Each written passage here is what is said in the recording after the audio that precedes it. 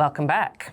So, as you have just discovered, this particular gold mine is coming straight out of Naver. It's Naver's Webtoons. They set up a pop-up store to sell themed merchandise surrounding the Webtoon characters that were really popular on their site. It doesn't really mention this in too much detail, but I want to point it out and underline it here that all of these characters are made and designed and illustrated by artists, not by Naver, but Naver now owns these IPs because the artists posted them on Naver. So it is Naver that can now profit from selling the merchandise. How do you feel about that? Anyway, that's not meant to be the question. That's but not anyway, the article. That's not the article. They set up this really cool pop-up shop. It was laid out like a neighborhood, so you could sort of explore the neighborhood and meet the characters and then buy the connected merchandise, sort of key rings, fridge magnets, mementos of the experience. And so people were super excited. And so they were actually queuing up at the crack of dawn, desperate to get in. And I guess it was a super successful money-making activity, which has now inspired many other companies that might be sitting on some intellectual property that they could also turn into merch. Congratulations. Cha-ching! Congratulations, Naver, to the biggest company for making all that money off of other people's work. Well done.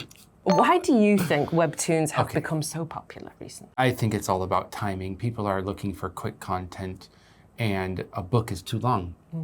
Also, there is that sort of, at least in Korea, there's this feeling of watching videos in public is kind of difficult to do.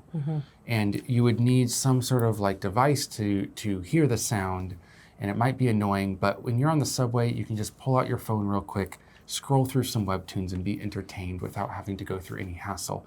So that seems to be part of it, maybe. But yeah, I think it's just quick, nice, sort of consistent entertainment for people. Yeah, easy access. So taking it to the next step, one of the things was people were lining up for this merchandise from the crack of dawn. And this happened to be for Webtoon merch, but I'm sure other people have done this for other products in the past. I remember Harry Potter when by book 2 or book 3, when it had got really, really popular, people were camping outside the bookstores waiting for the release. Have you seen an example of this? I've participated in an example. The first time I ever stayed up from almost the crack of dawn, was to catch the release of Lord of the Rings. And all 3 of them were in the dead of winter.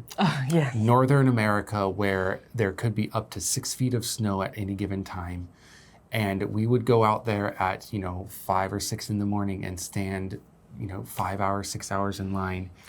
Because in the US, the seats are first come, first serve.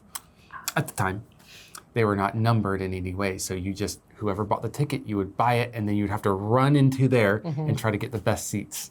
And I remember almost freezing to death. That's commitment. I admire you. It was commitment by my parents because I was too young to make the decision myself. Oh, I see. They decided for you. Yes. I see. Lord of the Rings, when did it? Oh, of course, when was the first one came out? I was in my first year of university when the first one came out, so you must have been middle school. Teeny tiny. Yeah, I want to say 12 years old. I think maybe there's about 8 years between us. But you'd never know, right? You would never know. You'd think it was 20 years. Anyway, on that slightly depressing note. But me, the older one. While we argue about who looks older, please check out the vocabulary in the section below. Stick it on your fridge, maybe, to help you memorize one more time. And we'll see you in the next article. Bye-bye. Crack of dawn. Crack of dawn. Phase. Phase. Memento. Memento. Copycat. Copycat. Sitting on a gold mine. Sitting on a gold mine.